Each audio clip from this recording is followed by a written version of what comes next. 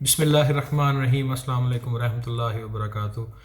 ہم لوگ اپنا زیادہ تر وقت آج کل انٹرنیٹ پر گزارتے ہیں اور اس چیز سے بے خبر ہیں کہ انٹرنیٹ میں پائے جانے والی انفارمیشن نے ہمارے دل و دماغ میں ایسا گھر کر لیا ہے کہ ہمارے سوچنے کے زاویے بدل گئے ہیں۔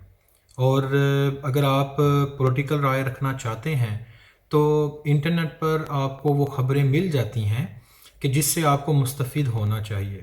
اسی طرح سپورٹس نیوز ہو گئی، ویدر نیوز ہو گئی، دنیا بھر میں کیا کچھ ہو رہا ہے وہ انفارمیشن حاصل کرنا یہاں تک تو ٹھیک ہے، لیکن مسلمان ہونے کے ناطے جہاں آپ کے دین ایمان کا معاملہ آ جاتا ہے وہاں پر آپ کو تھوڑا سا کیئرفل ہونے کی ضرورت ہے۔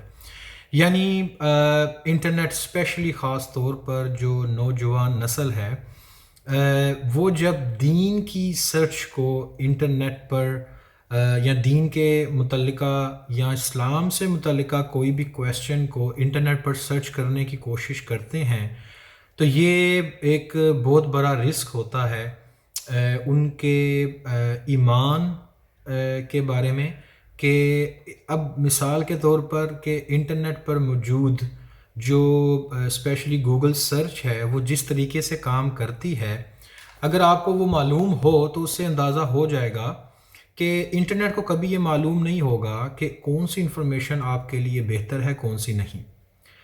تو اس کی مثال ایسے ہی ہے کہ اگر آپ انٹرنیٹ پر کوئی بھی چیز سرچ کرتے ہیں، اب گوگل کے الگوریدم کے مطابق جو بھی رزلٹ آپ کے ٹاپ پیج پر آ جائے گا، مور دین 60-70% لوگ پہلے پیج کے لنکس کو ہی اوپن کرتے ہیں۔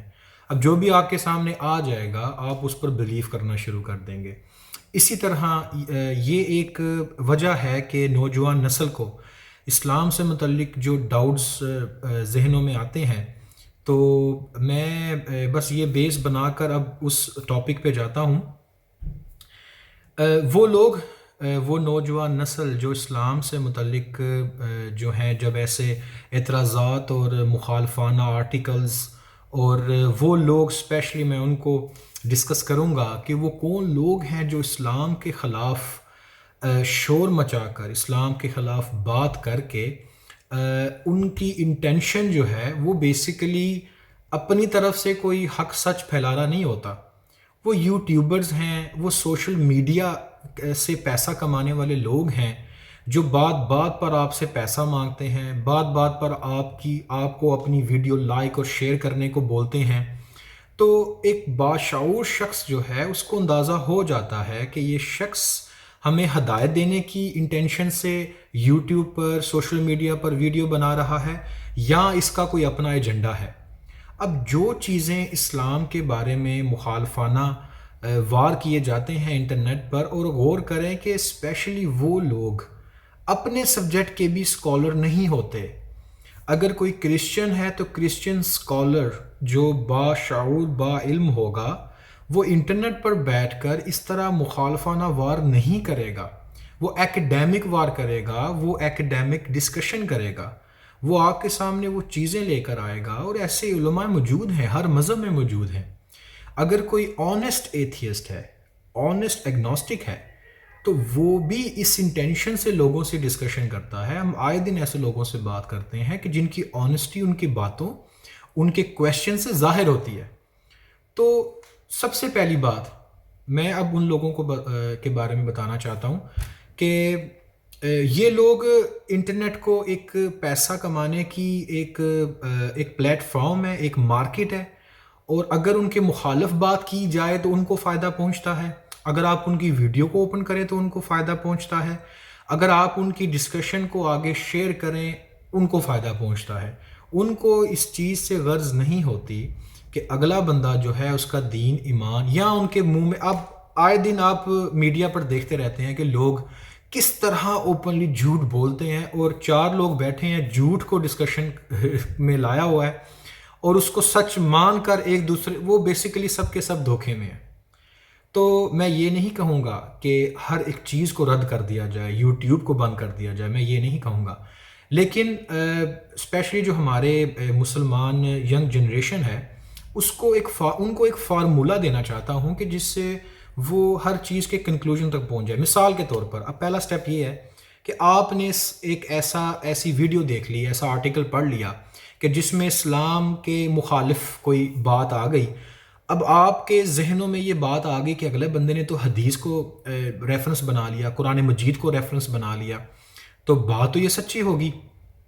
پرابلم یہ آتی ہے کہ ہم جو لوگ ہیں, ہم جو مسلمان لوگ ہیں, ہم جب 10 سال کی ایج میں پہنچتے ہیں, 15 سال کی ایج میں پہنچتے ہیں, 20 سال کی ایج میں پہنچتے ہیں, اس ایج تک ہمیں اسلام کا جو نالج ہونا چاہیے وہ نالج ہمیں نہیں ہوتا. تو جب ہم ایسی باتیں سنتے ہیں تو ایک دم سے ہم چاہتے ہیں کہ ہمیں سارے کا سارا نالج ایک ساتھ ہمیں مل جائے. تو اسلام میں نے بتایا کہ ایک کیک کی طرح ہے. اگر آپ اس کیک کو ایک ساتھ کھا جائیں گے تو آپ کو ہضم نہیں ہوگا.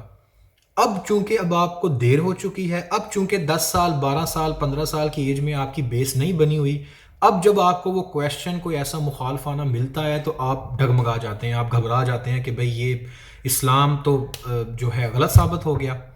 تو سب سے پہلا فارمولہ یہ ہے کہ جب بھی آپ کسی شخص کا کوئی ایسا مخالفانہ وار دیکھیں, چاہے وہ اسلام سے متعلق ہو, چاہے وہ حضور علیہ الصلوۃ والسلام کی ذات سے متعلق ہو, چاہے ہسٹری آف مسلم سے متعلق ہو, کوئی بھی ایسی چیز ہو کہ جس سے آپ کو یہ لگے کہ کیا اسلام سچا ہے کہ نہیں ہے, سب سے پہلے اس کویشچن کو لیں اور یہ دیکھیں کہ کیا اس کویشچن کا تعلق ہمارے جو کور بلیوز ہیں اس کے ساتھ ہے. مثال کے طور پر ایک کویشچن آتا ہے, ایک شخص کہتا ہے کہ اگر خدا ہے تو پھر دنیا میں معصوم لوگ کیوں مر جاتے ہیں, اگر خدا ہے تو معصوم بچوں کو کیوں مار دیا جاتا ہے, وہ خدا اتنا ظالم ہے نعوذ باللہ کہ اتنا وہ ایسا ویسے بے شمار چیزیں. اگر آپ ایسی چیزوں سے گزر چکے ہیں تو آپ نے اس سے بھی ورس چیزیں سنی ہوں گی. تو پہلی چیز تو یہ ہے کہ اس کویشچن کو لے کر یہ دیکھیں کہ یہ کویشچن تو ویلڈ ہے, لیکن اس کویشچن سے یہ ثابت نہیں ہوتا کہ خدا کا وجود ہے کہ نہیں. یعنی کوئی یہ کویشچن کر سکتا ہے کہ خدا ایسے الاؤ کیوں کرتا ہے, لیکن چونکہ بچے اب مر جاتے ہیں اس کا مطلب خدا ہے ہی نہیں. اگر خدا ہوتا تو وہ ہماری مرضی کے مطابق ایسا ہونا چاہیے تھا. تو دین اسلام میں خدا کا کانسیپٹ ایسا نہیں ہے. یہ کویشچن ہے, آپ نے کویشچن لیا, آپ دیکھیں اس کویشچن کو ڈیل کریں. اس کویشچن کا اس چیز سے کوئی تعلق نہیں. ایک ٹائپ کا کویشچن تو یہ ہو گیا کہ آپ اس کو فائنڈ آؤٹ کریں. دوسرے نمبر پر قرآن مجید جو ہمارا سب سے بڑا source of teaching, source of information ہے, سورس آف ہدایت ہے, اور مسلمان ہونے کے ناطے ہمارے ایمان کا حصہ ہے کہ اس میں کوئی شک نہیں, جو قرآن کا منکر ہے وہ دین اسلام کے دائرہ سے باہر ہے. اب یہ کیٹیگوریکلی یہ چیز مینشن ہے, اس میں کوئی شک کی گنجائش نہیں. یعنی اس کی مثال ایسا ہی ہے کہ اگر کوئی شخص نماز نہیں پڑھتا تو وہ رہا مسلمان لیکن گناہ گار ہو گیا, لیکن اگر وہ یہ کہہ دے گا کہ نماز پڑھنا فرض نہیں ہے, اب وہ قرآن کا منکر ہو گیا, اب وہ اسلام سے باہر ہو گیا. تو دین اسلام کی ارکان پر ایمان لانا انسان کو مسلمان رکھتا ہے, اگر اس پر عمل کرے یا نہ کرے, لیکن وہ گناہ گار ہوگا اگر عمل نہیں کرے گا. لیکن اگر اس کو مانے ہی نہ تو سمجھو وہ قرآن سے اسلام سے باہر ہو گیا. دوسرے نمبر پہ چیز آتی ہے قرآن مجید کے پر بے شمار اعتراضات جو ہیں لوگ اٹھاتے ہیں, اور یہ ان کی بہت بڑی ہار ہے کہ اتنے 1400 سال گزر جانے کے بعد بھی آج لوگ یہی ڈھونڈنے کی کوشش کر رہے ہیں کہ یہ دیکھو اس لفظ کی غلطی اور یہ دیکھو اس زیر زبر کی غلطی. تو یاد رکھیں کہ قرآن مجید میں جس طرح کا ایک ٹائپ آف کویشچن ہے کہ لوگ اس کو بے شمار میننگ اس کے نکال لیتے ہیں, تو بے شمار مطلب نکل آنے سے بھی یہ ثابت نہ ہوا کہ اسلام جو ہے وہ سچا نہیں ہے. ٹھیک ہے, اب اس کو ڈیل یوں کرتے ہیں کہ جیسے مثال کے طور پر قرآن مجید کا ایک چیلنج ہے. قرآن مجید کا چیلنج ہے کہ اگر آپ لوگ جو مخالفین اسلام تھے ان کو کہا گیا کہ اگر تم لوگ اپنے دعوے میں سچے ہو تو اس جیسی ایک صورت لے آؤ, پھر کہا گیا آیت ہی لے آؤ. یعنی قرآن مجید ایک معجزہ ہے, اس جیسی کتاب کوئی بھی نہیں لا سکتا, یہ چیلنج ہے. اور ایک اور آیت کا ایک دوسرا میننگ بھی علماء کرام نے نکالا ہے کہ یہ قرآن آپ کسی ایسے شخص سے نہیں لا سکتے, ایسے بشر سے نہیں لا سکتے جیسے بشر ہمارے نبی پاک صلی اللہ علیہ وآلہ وسلم تھے. اب یہ بھی ایک چیلنج آ گیا. اب ایک ورس کے ایک دو معنی نکل آئے. ٹھیک ہے, اب یہ دونوں چیلنج ویلڈ ہیں, نمبر ایک، نہ وہ ایسی قرآن مجید جیسی کتاب لا سکتے ہیں، نہ ہی وہ جیسے حضور علیہ الصلوۃ والسلام کی ذات جیسا کوئی بھی قیامت تک آنے والا کوئی شخص آنے والا ہے، نہ کوئی نبی آنے والا ہے، ٹھیک ہے۔ اور پرابلم یہ آتی ہے کہ آپ جب بھی کوئی ایسا کویشچن دیکھیں یا ایسی چیز دیکھیں کہ دیکھیں قرآن مجید میں یہ دو مطلب نکل آئے ہیں، قرآن مجید میں اس ایک بندہ اس کا میں ترجمہ کرتا ہے، دوسرا ہم میں ترجمہ کرتا ہے، ایک طرف ہوا لکھا ہوا ہے، ایک طرف ہوا نہیں لکھا ہوا، ایک طرف زبر ہے، ایک طرف زبر نہیں ہے، تو ان کے دونوں میننگ نکلتے ہیں لیکن وہ دونوں میننگز جو ہیں، آپ چاہے وہ جتنے بھی ایسے اعتراضات ہیں، جیسے کہ لوگوں نے 26 ویریئنٹس ٹائپ نکالے ہوئے، جو کہ حقیقت میں ایک حدیث ہے کہ جس میں قرآن مجید 7 حروف سے نازل ہوا، کہ ایک پرننسیشن سے ریسائٹیشن سے نازل نہیں ہوا، وہ اس کے پیچھے پورا ایک ٹاپک ہے کہ کیوں یہ الاؤ کیا گیا۔ یہ انشاءاللہ اس پر بھی انشاءاللہ ویڈیو بنائیں گے۔ فی الحال میرا موضوع یہ ہے کہ وہ کویسچن جو ینگ جنریشن ہماری سنتی ہے تو وہ ان کویسچن کو کیسے ڈیل کرے۔ پہلا کویسچن تو میں نے آپ کو بتا دیا کہ یہ دیکھے کہ اس سے ہمارے اسلام جو ہے سچا غلط ثابت نہیں ہوتا، یہ ایک کویسچن ہے۔ دوسرا، اگر قرآن مجید پر کوئی اعتراضات اٹھاتا ہے کہ بھئی اس کے دو میننگ نکلتے ہیں، تو آپ یہ دیکھیں کہ یہ دونوں میننگز جو ہیں اسلام کے کور بلیف کو متاثر نہیں کرتے۔ اگر ایک میننگ میں نکلتا ہے، ایک میننگ میں ہم نکلتا ہے، دونوں میننگ سے اسلام کے اصل کور بلیف پر اثر نہ ہوا، وہ دونوں بلیفز کے ساتھ ہی وہاں رہا۔ جیسے بے شمار آیات ہوتی ہیں جو آیات متشابہات کہلاتی ہیں، کہ جن کے معنی جو ہیں وہ عوام الناس کو سمجھ میں نہیں آ سکتے، لیکن وہ معنی ایسے نہیں ہوتے کہ مسلمان ہونے کے ناطے آپ کو وہ معنی سمجھنے کی ضرورت ہے، لیکن قرآن مجید کو پڑھنا، قرآن مجید کو سمجھنا آپ پر فرض ہے۔ اس لیے کہا گیا کہ آپ قرآن مجید کی تعلیم حاصل کریں۔ کچھ آیات جو ہیں، کچھ احکامات جو ہیں وہ عوام الناس کے لیے ہیں، اقیموا الصلاۃ وآتوا الزکوٰۃ، نماز پڑھو، صبر کرو، جو کہ عوام الناس کو عام سمجھ آ سکتی ہے۔ لیکن آپ یہ دیکھیں کہ آج انسان کی بنائی ہوئی کتابوں کو 2 سال یونیورسٹیز میں پڑھایا جاتا ہے۔ وہ کتاب جو اللہ تعالیٰ کی کتاب ہے، اللہ تعالیٰ کی کتاب میں کچھ حصہ جو ہے عوام الناس کے لیے رکھ دیا گیا، اور کچھ حصہ جو ہے وہ علماء کرام جو ایکسپرٹس کے پاس رکھ دیا گیا، کہ جب اس میننگ کو آپ نہ سمجھ پائیں تو آپ ان علماء کرام کے پاس جائیں، اس سے ان میننگ کو سمجھیں۔ تو یہ ایک پوری سائنس ہے اس کے پیچھے کہ یہ کیسے چیز کام کرتی ہے۔ اس کے علاوہ حضور علیہ الصلوۃ والسلام کی ذات کے بارے میں بے شمار ایسی چیزیں ملتی ہیں جو عام شخص نہ بیان کر سکتا ہے۔ ہماری محبت ہے کہ ہم منہ سے بھی بیان نہیں کر سکتے، تو اس کا فارمولہ بڑا سمپل ہے۔ دیکھیں، کوئی بھی شخص حضور علیہ الصلوۃ والسلام کی ذات کے بارے میں کوئی ایک چیز نکالے، دوسری چیز نکالے، تیسری چیز نکالے، ہمارا بلیو ہے کہ ہم اسلام کو بہترین گائیڈنس سمجھتے ہیں۔ Islam is the best guidance for main kind.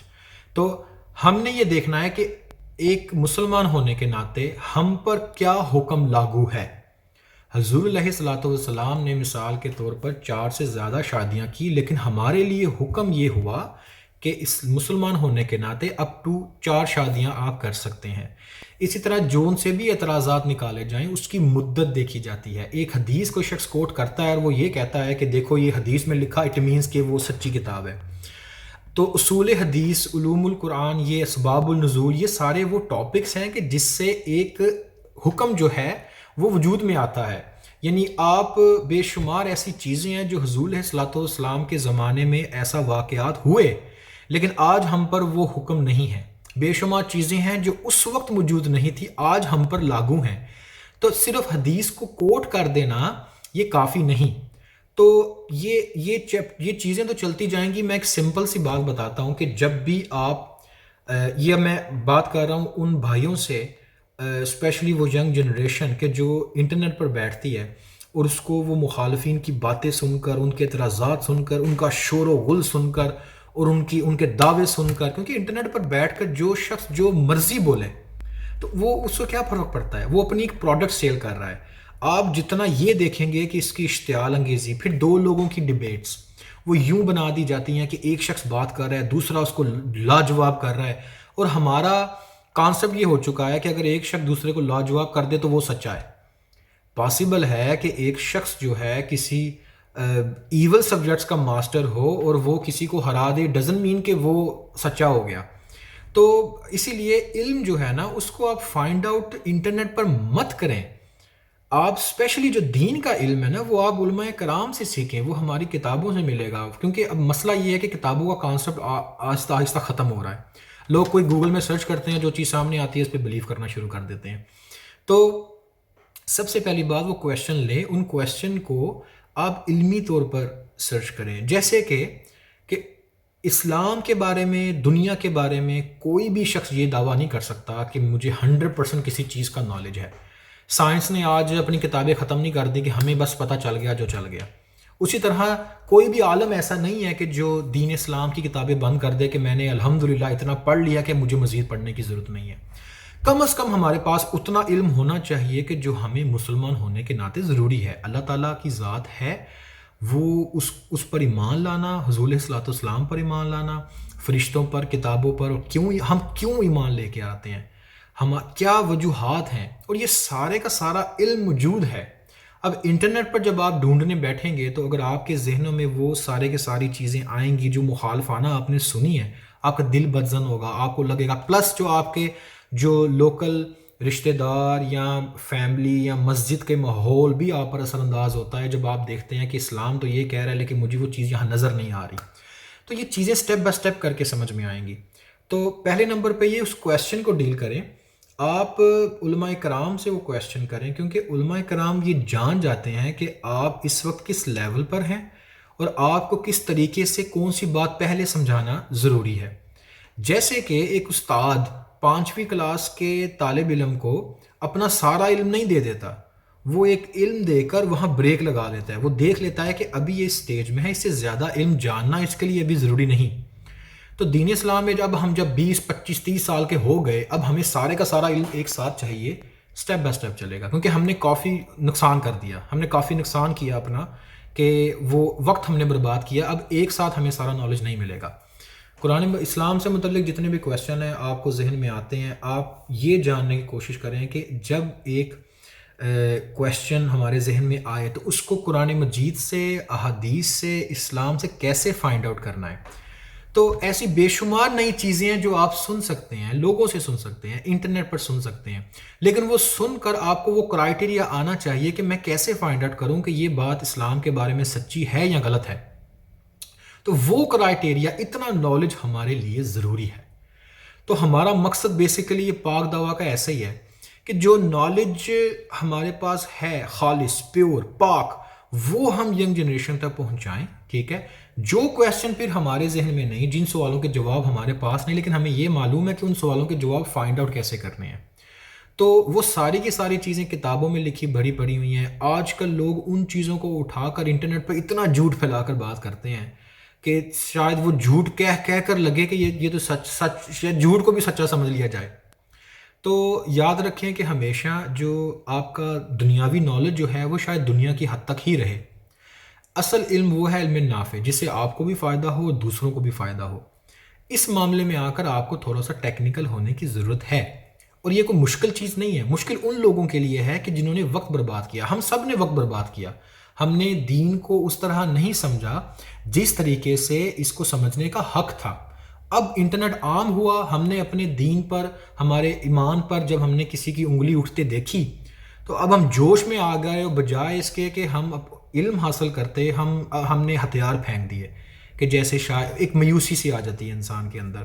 لیکن یاد رکھیے کہ شیطان وہیں وار کرتا ہے جہاں تھوڑا سا ایمان ہو. تو اگر آج بھی اگر آپ اسلام، میں ینگ جنریشن کو کہہ رہا ہوں کہ جب آپ اسلام کے بارے میں کوئی بات سنیں، اسلام کے واقعات سنیں اور آپ کے دل میں تھوڑی نرمی پیدا ہو، تو اٹ مینز کہ آپ کے دل میں ابھی ایمان ہے.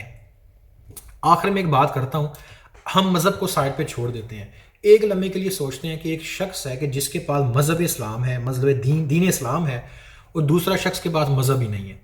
آپ یہ دیکھیں کہ بیلنس آف پرابیبلٹی کیا ہے. ایک شخص جو ہے وہ کہتا ہے مرنے کے بعد سب کچھ ختم، تو اس صورت میں جو دین پر ایمان لاتا ہے، اس کا مطلب ہے کہ وہ گمراہ ہے، کہ اس کو گمراہ سے مراد کہ وہ دین اسلام پر ہے. اور اگر ان کی بات مانی جائے جو دین پہ، جو اسلام پر عمل نہیں کرتے، جو سمجھتے ہیں کہ دنیا میں کوئی مذہب نہیں ہے، کوئی خدا نہیں ہے، تو یہ مرنے کے بعد ختم ہو جائیں گے، تو ان کے مطابق یہ بھی مرنے کے بعد ختم ہو جائیں گے. It's like a one one situation. لیکن اگر یہاں مذہب والی بات سچی ہو اور مذہب کو پتا ہے کہ جب ہم مریں گے ہماری آنکھیں کھلیں گی، ہمیں حساب کتاب دینا پڑے گا، اور جب وہ کوئی ایتھیسٹ بندہ جب مرے گا اور پھر اس کی بھی آنکھیں کھل گئی تو وہ تو پھنس گیا.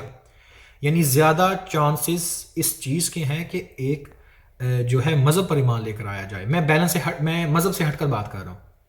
اور دوسرے نمبر پہ یہ ہے کہ خدا پر ایمان نہ لانا یہ انسان کو دیتا کیا ہے؟ ایک شخص جو خدا پر ایمان نہیں لے کے آتا اس سے کیا فائدہ ہوتا ہے اس کو؟ مطلب ہے کہ ایک شخص اور دوسرا شخص کو فائدہ ہوتا ہے. جو شخص خدا پر ایمان لاتا ہے اس کو گائیڈنس ملتی ہے، اس کو طریقہ کار ملتا ہے، اس کو زندگی گزارنے کے طریقے ملتے ہیں، معاملات کے طریقے. بڑھاپے میں اپنے ماں باپ کی عزت کرو. ایک شخص جو ہے وہ اگر ماں باپ پر غصہ ہے اس کو کون سی چیز روکے گی کہ وہ اپنے ماں باپ کو نہ تنگ کرے. ماں باپ کی مطلب ہے کہ ہر معاملے میں آپ دیکھ لیں، اگر آپ 30+ 40+ ہیں، اٹ مینس کہ آپ نے زندگی کی حقیقت اور مشکلات اور اصل حقیقت جو ہے اس کو جان لیا ہے. موسٹلی لوگوں نے جان لیا ہوتا، نہیں تو اللہ کے ہاتھ میں کون کس کو ہدایت دے، کون گمراہ کرے، کس کو گمراہ کرے. تو بیلنس اور پرابیبلٹی بھی دیکھی جائے نا، کیونکہ دیر از نو سرٹینٹی ان لائف. اگر آپ دیکھیں کسی بھی چیز کو یقینی طور پر نہیں کہا جا سکتا. ہم چلتے ہیں کہ جو چیز ہمیں بیلنس یا پرابیبلٹی کی طرف لے کے جاتی ہے. آپ دیکھ لیں کہ اگر آپ نے ایک چیز آن لائن خریدنی ہو تو آپ سب سے پہلے چیز خریدنے سے پہلے اس کا تھوڑا ہوم ورک کرتے ہیں، اس کے ریویوز پڑھتے ہیں اور دیکھتے ہیں کہ لوگوں کی اس بارے میں کیا رائے ہے. تو دین اسلام بھی ایسا ہی ہے کہ جب بھی آپ کو چیز سنیں تو پہلے علماء کرام کی رائے لیں کہ جنہوں نے اس چیز کو پڑھا، اس چیز کو سمجھا. اور ایک چیز آخر میں بات کرتا ہوں پھر ختم کرتا ہے کہ آپ کو لگتا ہے کہ دین اسلام جو ہے وہ اتنا زبردست ایک اس کا سٹرکچر ہے اس کے علم کا کہ کوئی شخص جو ہے اسلام پر انگلی اٹھا دے گا تو اسلام کے پاس اس کا جواب نہیں ہوگا. آج تک ایسا نہیں ہوا، 1400 سال 1500 سال گزر گئے ہیں کہ اسلام کے اوپر ایک ایسا اعتراض اٹھایا گیا ہو اور ایک شخص ہدایت مانگ رہا ہو اور اس کو جواب نہ ملے. ایسا کبھی نہیں ہوا. یہ کائنڈ آف کلیم ہے. تو اللہ تعالیٰ جو ہے، اللہ تعالیٰ سے دعا ہے کہ ہماری زندگی اسلام پر ہو، موت ایمان پر ہو، اور ہمیں ہدایت دے اور ہمیں زندگی میں بھی جو ہے اپنے ایمان سے، ہمارا ایمان سے نوازے، اور آخرت ہماری جو ہے وہ اللہ تعالیٰ سے دعا ہے کہ اس میں آسانیاں فرمائے. السلام علیکم ورحمۃ اللہ وبرکاتہ.